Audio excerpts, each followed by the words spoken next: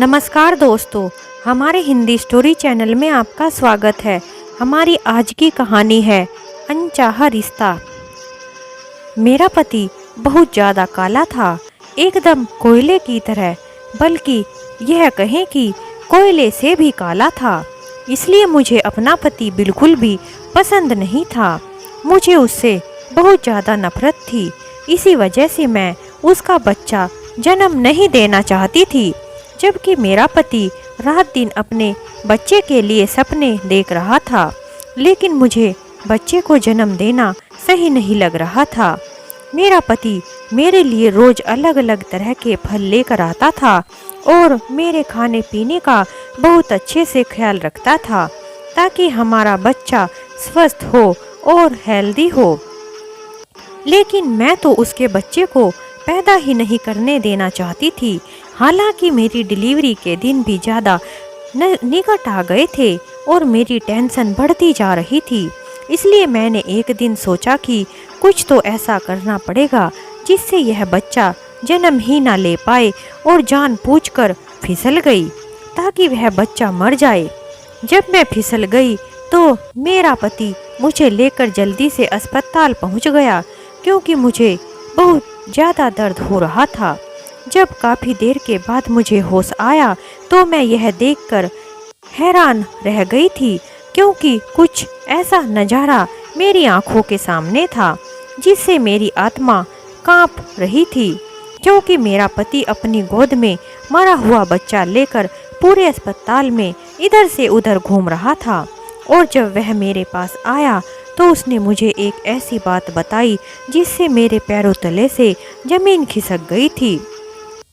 उसने मुझे यह ऐसी चीज़ दिखाई जिसने मेरे दिल को तोड़ कर रख दिया था। क्योंकि मैं जब होश में आई तो अस्पताल के बेड पर ही लेटी हुई थी, और काफ़ी देर के बाद होश में आने के एक नर्स मेरे पास आई और आकर कहने लगी, मुझे बड़े ही दुख के साथ आपको यह बताना पड़ रहा है कि आपका बच्चा अब इस दुनिया में नहीं है। हम आपके बच्चे को बचा नहीं पाए हैं। आपका बच्चा भगवान को प्यारा हो गया है। जब उसे नर्स ने मुझे यह ऐसा बताया तो यह सुनकर एक पल के लिए जैसे मेरे दिल को कुछ हुआ था। ऐसा लगा था जैसे मेरे शरीर से किसी ने मेरी आत्मा को अलग कर दिया हो। पता नहीं मुझे क्यों इतना बुरा लग रहा था। फिर मैं अपनी नज़र इधर उधर दौड़ाई तो मुझे मेरा पति शेखर दिखाई दिया। उन्होंने बच्चे को अपनी गोद में उठाया हुआ था, जो बच्चा मरा हुआ था, और उस मरे हुए बच्चे को गोद में लेकर पूरे अस्पताल में मिठाइयाँ बांट रहा था। जब उसकी नज़र मेरे ऊपर पड़ी तो वह दौड़कर मेरे पास आया। मुझे होश में देखकर कहने लगा, अरे रेखा, तुम्हें होश आ गया है? तुम ठीक तो हो ना? देखो ना, तुमने कितने प्यारे बच्चे को जन्म दिया है। मुझे बोला कि तुम्हें बहुत बहुत बधाई हो, तुमने एक बहुत ही प्यारे से बेटे को जन्म दिया है, लेकिन यह मर चुका है। लेकिन तुम घबराओ मत और परेशान बिल्कुल भी मत होना। परेशान होने वाली कोई बात नहीं है, क्योंकि मैं इसे अपने पास ही रखूँगा। क्योंकि यह हमारा बेटा है, इसलिए मैं इसे अपने से दूर नहीं होने दूंगा। शेखर की बात को सुनकर मेरा दिल बैठा जा रहा था। समझ में नहीं आ रहा था कि वह ऐसी बातें क्यों कर रहे हैं। जब शेखर ने मुझे मेरे बच्चे की शक्ल दिखाई तो उसे देखकर मैं चौंक गई थी, क्योंकि वह बिल्कुल मेरी हम शक्ल था। मेरी कॉपी था। गुलाबी और सफ़ेद रंगत, प्यारी सी नाक, उसके पतले पतले और छोटे छोटे से होठ थे। जब मैं उसे देखा तो मैं फूट फूट कर रोने लगी, और मेरा पति भी शेखर फूट फूट कर रोने लगा। लेकिन अपने आप को संभालते हुए मेरा पति मुझे बोला, अरे रेखा, तुम्हें रोने की कोई ज़रूरत नहीं है। यह मेरा बेटा है। मैं इसे घर लेकर जाऊंगा। यह हमारे साथ हमारे ही घर में जाएगा। जब शेखर मुझे यह सब बोल रहे थे तो मैंने सोचा शायद ऐसे ही बोल रहे हैं, लेकिन मुझे क्या पता था कि शेखर जो कह रहे हैं वह करके दिखाएंगे। और उन्होंने ऐसा ही किया, क्योंकि वह अपनी धुन का पक्का है और वह जो कह रहा है करके दिखाता है। अगले दिन मुझे अस्पताल से छुट्टी दे दी गई थी। जब मैं डिस्चार्ज होकर अपने घर गई तो मैंने देखा कि मेरे पति ने अपने बेटे के लिए एक अलग से कमरा तैयार करके रखा हुआ था और मेरा पति मुझसे कहने लगा, देखो ना रेखा, मैंने अपने बेटे के लिए पहले से ही कमरा तैयार कर दिया था और मैं अपने बेटे का नाम आलोक रखूँगा। मेरा बेटा इसी कमरे में रहेगा। जब मेरा पति मुझे ऐसा बोल रहा था तो मैंने कहा, आप ऐसी कैसी बातें कर रहे हैं? ऐसा मत करो, हमारा बच्चा अब इस दुनिया में नहीं है, इसका क्रियाक्रम कर दो। जब मैंने यह कहा तो शेखर तो गुस्से से पागल हो गया और कहने लगा, आज तो तुमने यह सब बोल दिया है, लेकिन आज के बाद अगर तुमने ऐसी बात की या कोई भी ऐसी बात तुम्हारे मुंह से निकली तो अच्छा नहीं होगा। मैं तुम्हारे मुंह से अपने बेटे के लिए ऐसी कोई भी बात नहीं सुनना चाहता हूँ। मेरा बेटा जिंदा है और यह हमारे साथ ही रहेगा। जब शेखर मुझसे ऐसी बातें कर रहे थे तो मुझे अपने पति की दिमागी हालत सही नहीं लग रही थी। मुझे लग रहा था कि शायद अपने बेटे के गम में वह यह सब बोल रहे हैं, लेकिन उस समय शेखर को कुछ भी कह नहीं सकी। फिर मेरा पति मुझसे परेशान होकर और मेरी बातों से तंग आकर दूसरे कमरे में शिफ्ट हो गया था। जिस कमरे को उसने अपने बेटे के लिए तैयार किया था उसी में रहने लगा था और वह मुझे दिखा दिखा कर बच्चे के लिए दूध बनाकर ले जाता था और उसका डायपर चेंज करता था और कभी उसका बिस्तर बदलता था। जब मेरा पति यह सब करता था तो मेरे दिल को कुछ कुछ होता था। एक दिन मैंने अपने पति को बोला कि शेखर, बहुत हो गया है, आपने तो हद ही कर दी है। आप मेरे बेटे के साथ खेल खेलना बंद करो। तुम्हें पता है हमारा बेटा जिंदा नहीं है, फिर भी तुम उसके साथ कैसी कैसी हरकतें कर रहे हो। मेरे बेटे की लाश के साथ खेलना बंद करो, उसके साथ ऐसे खेल मत खेलो और इसे मुक्ति दे दो।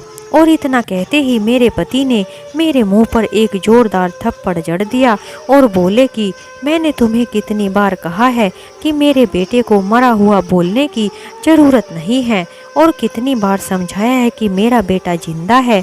अगर तुम्हें विश्वास नहीं होता तो आओ मेरे साथ आओ, मैं तुम्हें कुछ दिखाना चाहता हूँ। इतना कहकर मेरा पति मेरा हाथ पकड़कर जबरदस्ती मुझे उस कमरे में ले गया जहाँ मेरा बेटा आलोक लेटा हुआ था। जब मैं कमरे में गई तो उसने मेरे बेटे के मुंह से एकदम से कपड़ा हटा दिया। उसे देखते ही मेरे मुंह से एक जोरदार चीख निकल गई, क्योंकि वहाँ मुझे वह सब याद आने लगा जब मैं अपनी धुन में घर के शीशे में अपने आप को देखकर नाचने की कोशिश कर रही थी और साथ ही साथ एक गाना भी गुनगुना रही थी जिसे मैं बराबर वाले घर में सुनकर आई थी। मुझे यह खबर ही नहीं थी कि माँ कब आई और कब उन्होंने मेरे ऊपर चप्पल से मार डालनी शुरू कर दी। माँ ने मुझे इतनी तेज से चप्पल मारी कि मेरी जोर से चीख निकल गई और मैं दर्द के मारे चिल्लाने लगी थी, क्योंकि माँ मुझे एक अलग ही नज़र से देख रही थी और कह रही थी, आने दो तुम्हारे पिताजी को। माँ हमेशा मुझे पिताजी की धमकी दिया करती थी, क्योंकि माँ को पता था कि मैं अपने पिताजी से बहुत ज़्यादा डरती थी। मेरे पिताजी एक बहुत अच्छे इंसान थे। वह एक धार्मिक प्रवृत्ति के आदमी थे और सीधे साधे थे। वह धर्म को इतना मानते थे कि उन्होंने धर्म को अपने जीवन के हर हिस्से में बसाया हुआ था, जबकि मुझे इतना ज़्यादा रोक टोक पसंद नहीं था और अगर मेरे साथ कोई रोक टोक करता था तो मैं कह देती थी, क्योंकि मुझे रोक टोक बिल्कुल भी पसंद नहीं थी। मैं एक आज़ाद ख्याल की पंछी थी।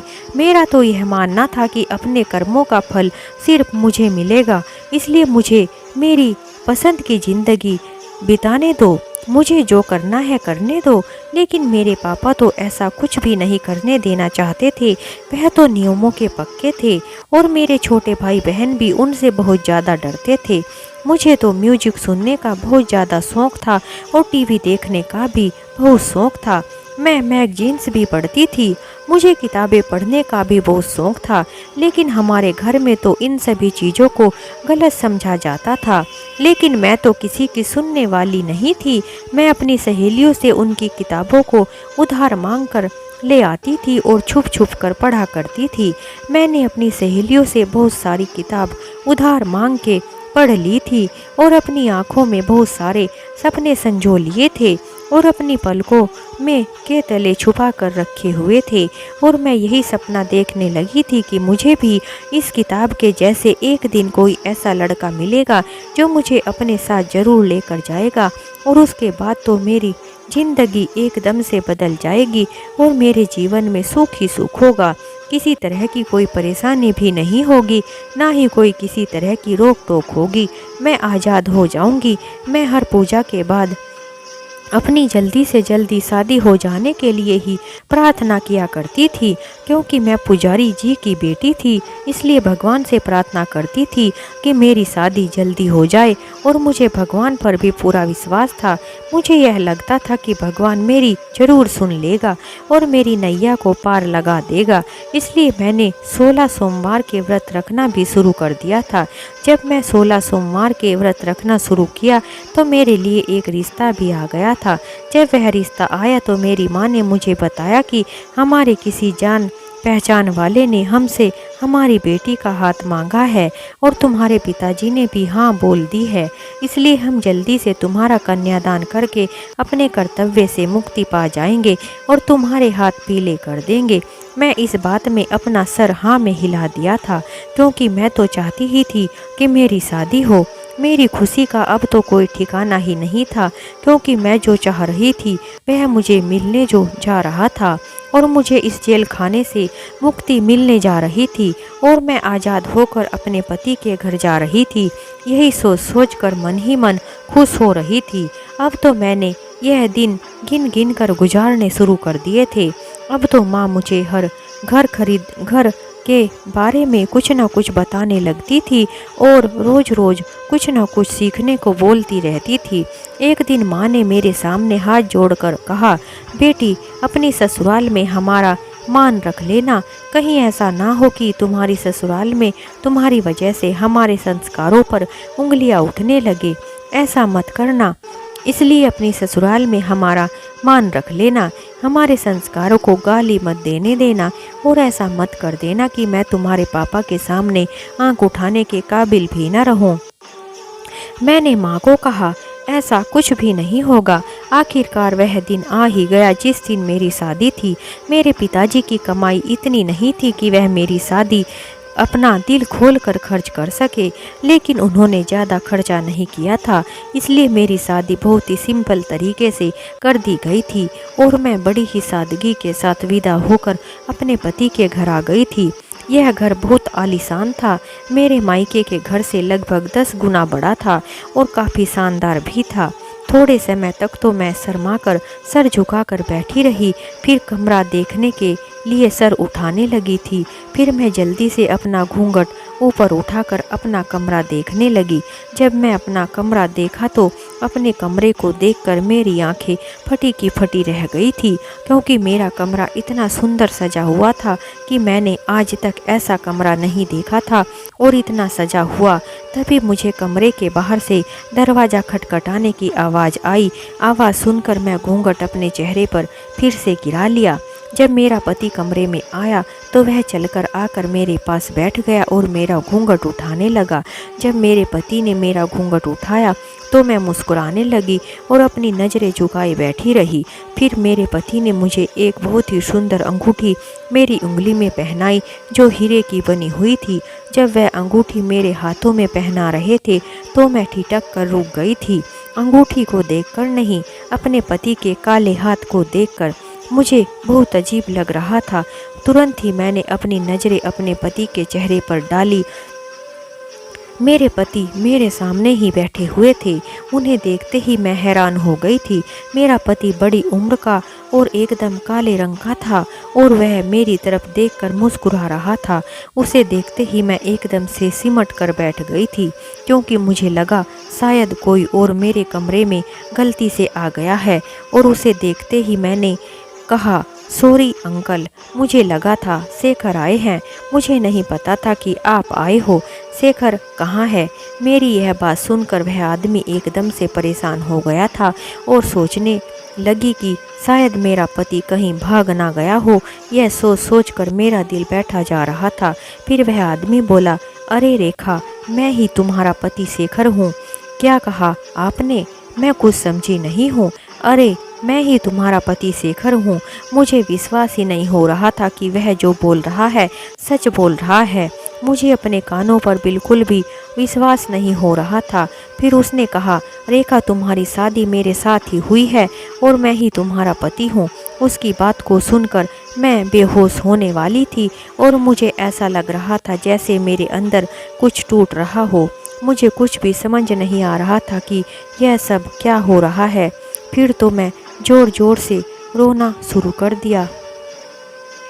मुझे रोता हुआ देखकर शेखर भी बोले, अरे तुम रो क्यों रही हो? लेकिन मैं कुछ भी नहीं बोली और वह मुझे मेरे रोने की वजह पूछते रहे। लेकिन फिर मैंने अपनी तबीयत ठीक ना होने का बहाना बना दिया और फिर से रोने लगी। शेखर जल्दी से जाकर मेरे लिए पेन किलर लेकर आ गए, खाना और पानी भी लेकर आए। लेकिन मैंने ना तो पेन किलर ली और ना ही खाना खाया और ना ही पानी पिया, बल्कि सारी रात रोती रही और अपने चेहरे से घूंघट भी नहीं हटाया। मैंने मन ही मन में अपने पिताजी से कहा था, पिताजी, आप सबके लिए पुजारी जी बने बैठे रहते हो, लेकिन मैं आपकी शिकायत भगवान से ज़रूर करूंगी। आपने मेरे साथ यह अच्छा नहीं किया है। अगले दिन जब सुबह हुई तो मेरा पति शेखर मेरे पास आकर बैठ गया और मुझसे कहने लगा, देखो रेखा, मुझे पता है कल तुम्हारी तबीयत खराब नहीं थी, बल्कि तुम अपनी उम्र से दुगने आदमी को अपने सामने देखकर रो रही थी और अपना पति स्वीकार नहीं कर पा रही थी। मुझे पता है मैं उम्र में तुमसे बड़ा हूँ और तुम्हारे जितना सुंदर भी नहीं हूँ, लेकिन मैं दिल का बहुत अच्छा हूँ। मैं दिल का बिल्कुल भी बुरा इंसान नहीं हूँ। मैं तुम्हें अपने घर की और अपने दिल की महारानी बनाकर रखूँगा और तुम्हारे पैरों में दुनिया की हर एक खुशी लाकर ढेर लगा दूंगा। मैं तुम्हें इतनी खुशियाँ दूंगा कि तुम अपने भाग्य पर इतराओगी और क्या करोगी। उसी दिन मेरे पति ने मुझसे जो कहा था वह उसने सच करके दिखा दिया था। वह सच में मुझे बहुत प्यार करता था और मेरी इज्जत भी बहुत ज़्यादा करता था और मेरे हर एक नखरे को उठाता था। मेरे किसी भी नखरे से परेशान नहीं होता था और शेखर ने मुझे सही मायने में अपने घर की महारानी बना दिया था, जबकि मैं तो अपने पति के साथ सीधे मुंह कभी बात भी नहीं करती थी और उसे बातें सुनाती रहती थी। जब भी वह मुझे कुछ सवाल करते थे तो मैं उसका उल्टा ही जवाब देती थी और उसकी दोबारा मुझे कुछ भी पूछने की हिम्मत नहीं होती थी। लेकिन फिर भी वह बहुत खुश रहता था। मैंने कितने सुंदर सपने देखे थे, जबकि मुझे उसका एकदम उल्टा मिला था, क्योंकि मैं तो मस्त मौला स्वभाव की थी और इधर उधर घूमने वाली थी। मुझसे एक जगह बंद कर बैठ जाना अच्छा नहीं लगता था, क्योंकि मैं तो घूमने फिरने वाली मस्त आज़ाद लड़की थी। फिर ज़्यादा दिन मुझे घर में नहीं रोका गया। जब घर में अकेले बोर हो जाती थी तो मैं अपने पड़ोस में चली जाती थी। उनका घर तो हमारे घर जैसा बड़ा नहीं था और वह पैसे में भी हमसे बहुत कम थे, लेकिन हमारे पड़ोस में जो लड़की थी वह मेरी ही हम उम्र थी, इसलिए मैं उसके साथ बैठकर थोड़ी बहुत बातें कर लिया करती थी। वह लड़की काफ़ी हंसमुख स्वभाव की थी। उसके साथ बात करके मुझे बहुत अच्छा लगता था और मैं एकदम हल्का फुल्का महसूस करती थी। मैं उस लड़की की कंपनी से काफ़ी प्रभावित हुई थी, इसलिए मैंने उससे दोस्ती कर ली थी। उसका नाम सपना था। एक दिन मैंने उसे अपने घर आने को भी कहा था और वह एक दो बार मेरे घर आई भी थी, लेकिन ज़्यादातर मैं ही उसके घर चली जाया करती थी, क्योंकि वह अपने घर के कामों में लगी रहती थी, इसलिए ज़्यादा फ्री नहीं होती थी। लेकिन मेरे पास ज़्यादा काम नहीं था, इसलिए मैं उसके साथ बातें करने के लिए उसके ही घर चली जाती थी। एक दिन जब मैं अपनी सहेली सपना के साथ बैठी बातें कर रही थी तो एक बहुत ही स्मार्ट और सुंदर सा लड़का घर के अंदर आया। वह बिल्कुल एकदम हीरो की तरह लग रहा था। उसे देखकर मैंने सपना से पूछा, अरे यह लड़का कौन है? तो सपना बोली, अरे यह मेरा भाई है, वह अपने कमरे में चला गया। थोड़ी देर के बाद मैं अपने घर आ गई। आज तो मेरा मूड कुछ ज़्यादा ही खराब था, क्योंकि मुझे अपने पति की शक्ल से नफरत होने लगी थी। मुझे वह बिल्कुल भी अच्छे नहीं लगते थे। जब मेरा पति ऑफिस से घर आया तो आते ही मैंने उसके साथ लड़ना झगड़ना शुरू कर दिया, लेकिन वह तो हमेशा की तरह मेरे नखरे उठा रहा था। लेकिन मेरा मन तो चाह रहा था कि वह अपनी मनहूस सूरत लेकर मेरे सामने कभी भी ना आए, क्योंकि मुझे उसकी सूरत से नफरत थी। मैं अपने पति के साथ गुस्सा करते करते और लड़ते झगड़ते इतनी ज़्यादा तबीयत खराब कर बैठी कि पसीना पसीना हो गई। इसलिए पानी पीने के लिए किचन में चली गई और वहीं पर बेहोश होकर गिर गई। मुझे गिरा हुआ देखकर शेखर दौड़कर मेरे पास आया और मुझे उठाकर डॉक्टर के पास ले गया। फिर डॉक्टर ने बताया कि मैं प्रेग्नेंट हूँ। जब डॉक्टर ने यह बताया तो मेरे ऊपर तो पहाड़ सा टूट गया था, क्योंकि मैं माँ नहीं बनना चाहती थी। मैं नफरत से अपने सर को पकड़ लिया और दिल में इरादा कर लिया कि मैं इस काले कलूटे इंसान के बच्चे को कभी भी जन्म नहीं दूंगी।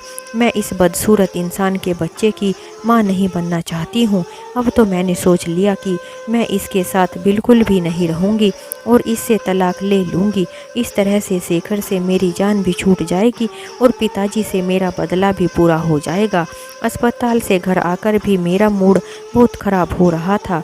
मेरा मूड ख़राब देखकर शेखर बोला, अरे रेखा, अपना मूड सही कर लो, वरना तुम्हारे बच्चे की सेहत पर बहुत बुरा असर पड़ सकता है। मैं सारी रात बहुत परेशान रही और सोच सोच कर पागल होती रही कि अब क्या होगा।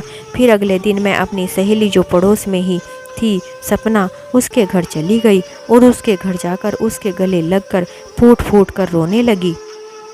जब सपना ने मुझे रोने की वजह पूछी तो मैंने यह नहीं बताया कि मैं इसलिए रो रही हूँ कि मैं माँ बनने वाली हूँ, बल्कि मैंने उससे कहा कि शेखर मेरे साथ बहुत ज़्यादा लड़ाई झगड़ा करता है।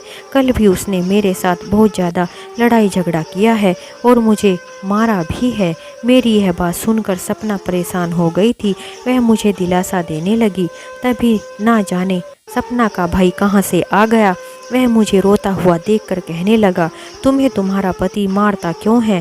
सपना के भाई का ध्यान मेरी तरफ देखकर मैंने जल्दी से उसे बताना शुरू कर दिया और मैंने उसे बताया कि शेखर अपनी आदत से मजबूर हो गया है।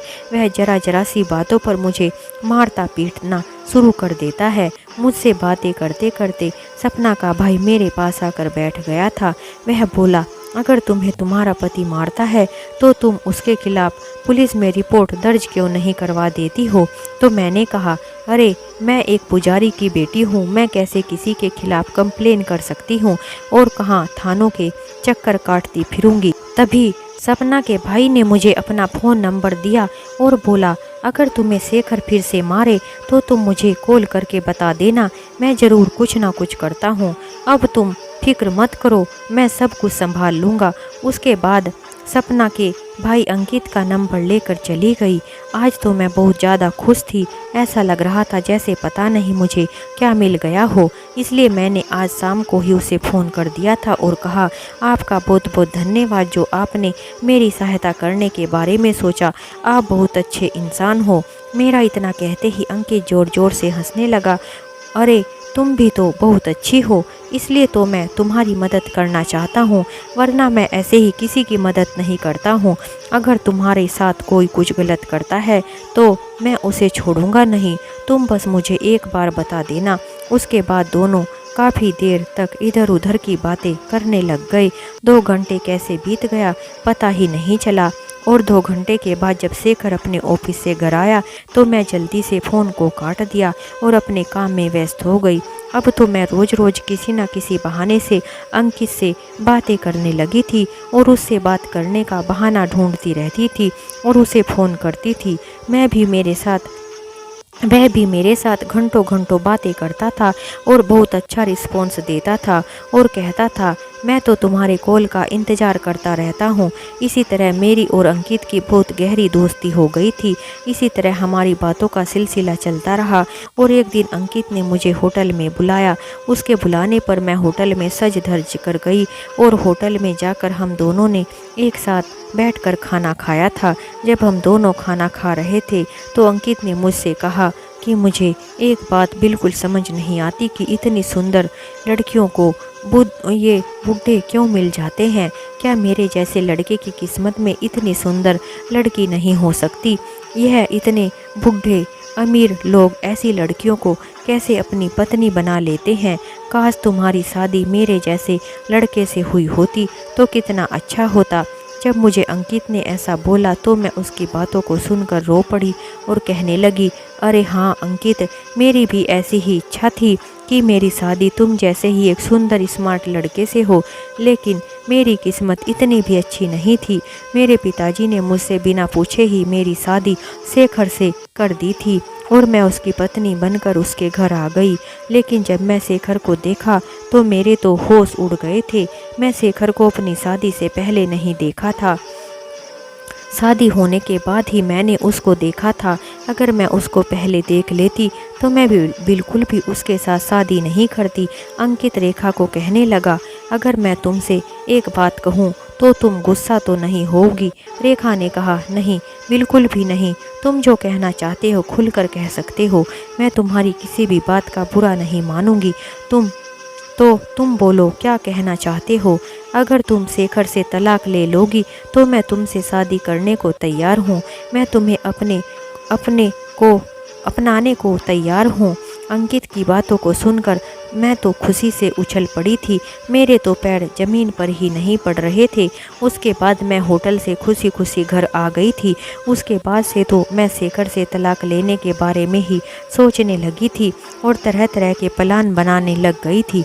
लेकिन उसके बाद मुझे ख्याल आया कि यह जो बच्चे की आफत मेरे सर पर आन पड़ी है, इसके बारे में भी तो कुछ ना कुछ सोचना पड़ेगा।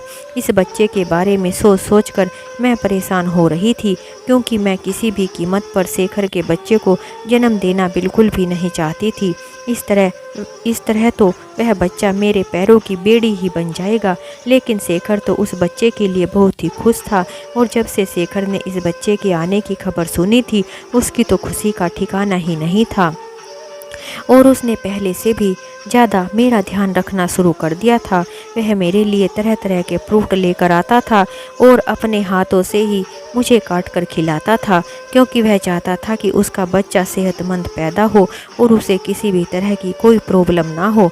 लेकिन मैं तो हर समय शेखर के साथ लड़ती रहती थी। फिर एक दिन मुझे अंकित ने होटल में मिलने के लिए बुलाया।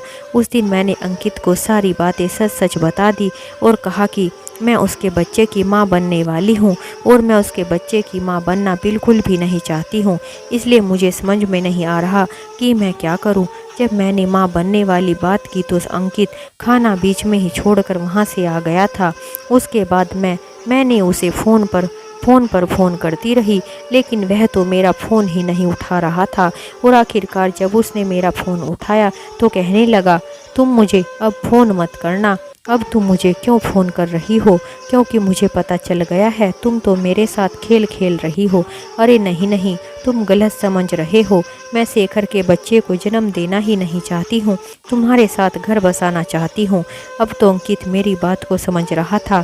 फिर वह बोला, अच्छा ठीक है, तुम शेखर से अपना रास्ता अलग करना चाहती हो, लेकिन क्या खाली डाइवोर्स के साथ अलग करोगी? क्या तुम सिर्फ डाइवोर्स लेकर अलग होना चाहती हो, वह भी खाली हाथ? फिर अंकित ने कहा, तुम शेखर के साथ अपना रिश्ता ठीक कर लो और बहाने से उसकी सारी जायदाद को अपने नाम पर करवा लो, क्योंकि ऐसा करने से तुम्हारे पास ना तो पैसों की कमी होगी और ना ही फिर प्यार की। अंकित की बातों को सुनकर मैं खुश हो गई थी। मुझे अंकित का प्लान बहुत अच्छा लग रहा था।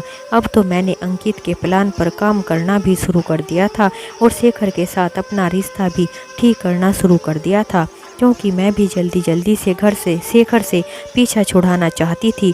अंकित के कहने पर मैं शेखर के साथ लड़ना झगड़ना भी बंद कर दिया था। अब वह जैसा कहता था मैं बिल्कुल वैसा ही करती थी। शेखर भी अब बहुत खुश रहने लगा था।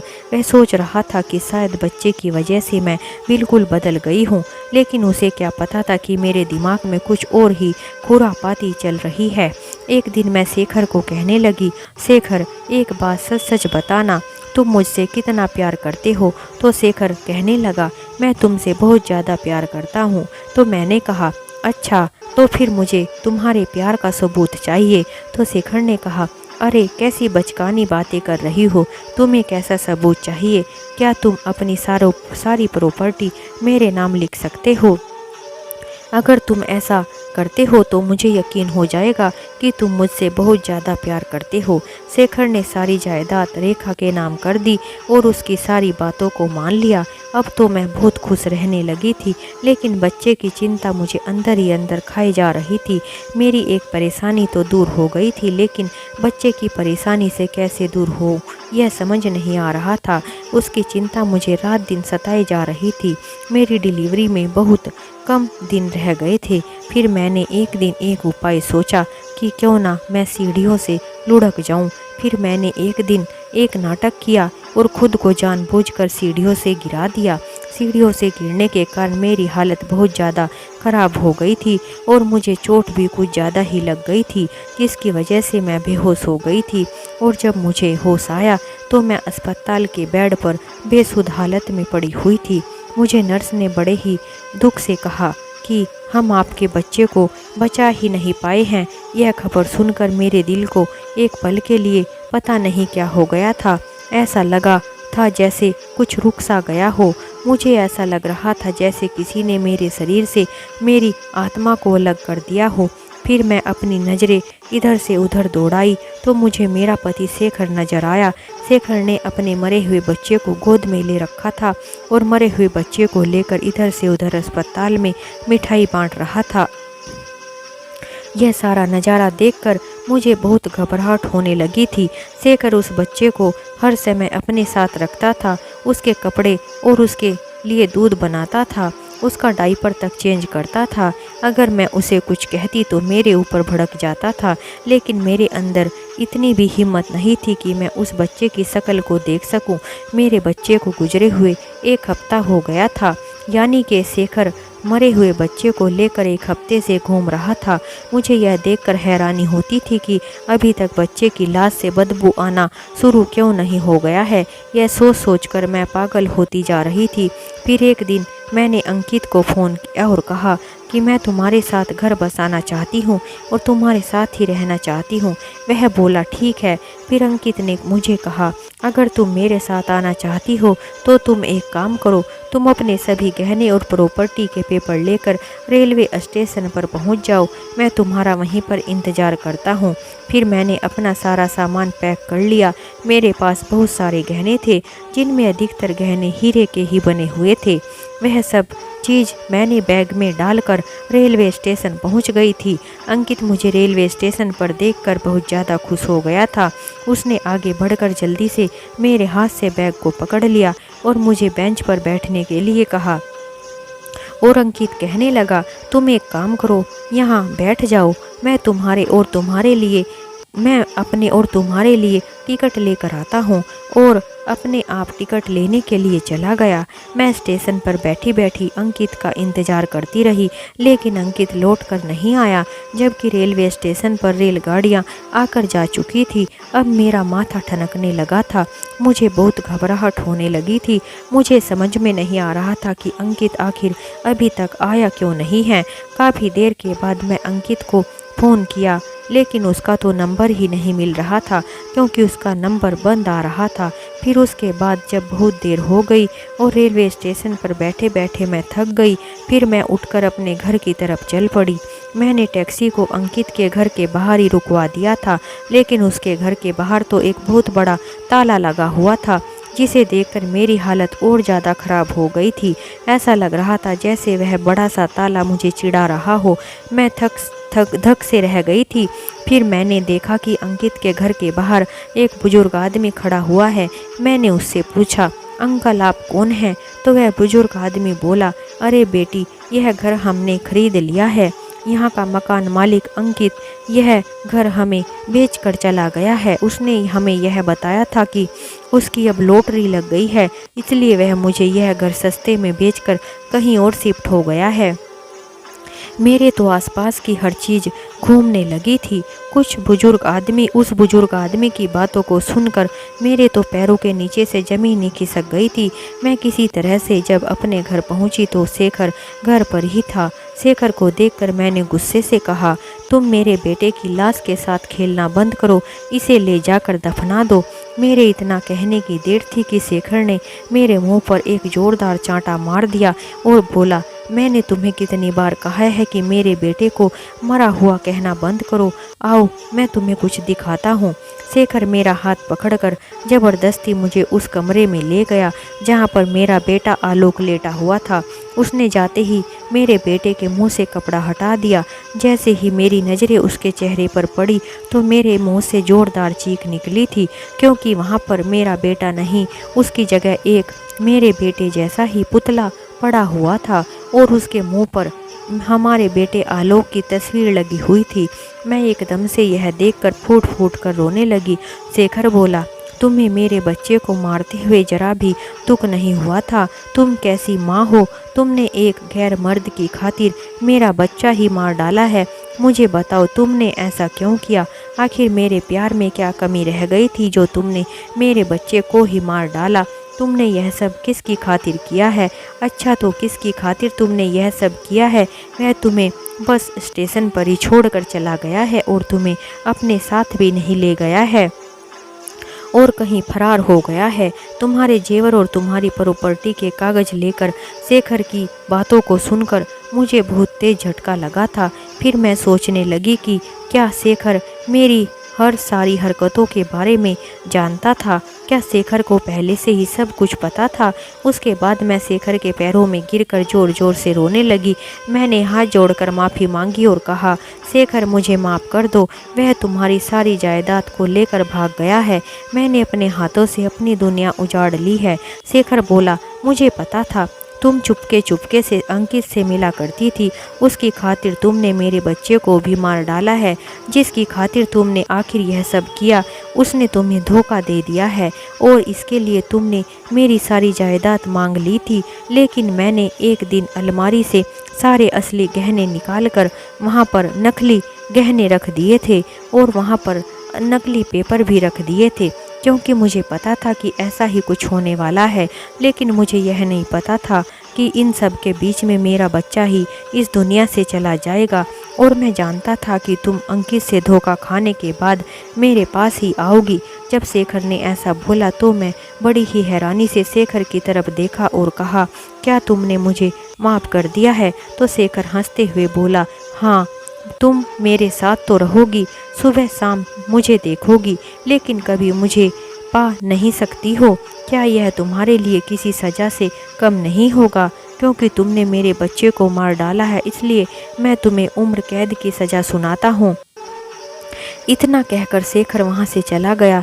मैं माफ़ी मांगती रही, लेकिन उसने एक ना सुनी थी। मैं फूट फूट कर रोती रही। अनचाहे इंसान के साथ रहना भी एक सज़ा ही होती है और मेरे जैसी औरतें इस तरह की सज़ा की हकदार तो अवश्य होती हैं, क्योंकि मैंने जो गलती की थी उसकी कोई माफ़ी भी नहीं थी। मैंने अपने पति के साथ साथ अपने बच्चे को भी खो दिया था। अगर वह ऐसी गलती ना करती तो शायद आज उसे यह दिन नहीं देखना पड़ता। तो दोस्तों, इस तरह हमारी यह कहानी समाप्त होती है। अगर आपको हमारी कहानी थोड़ी भी अच्छी लगी हो तो हमारे चैनल को लाइक करें, शेयर करें, सब्सक्राइब करें। हमारी कहानी आपको कैसी लगी हमें कमेंट में ज़रूर बताएं। हमारी कहानी सुनने के लिए आप सभी का बहुत बहुत धन्यवाद। एक नई कहानी के साथ हम आपसे फिर मिलते हैं।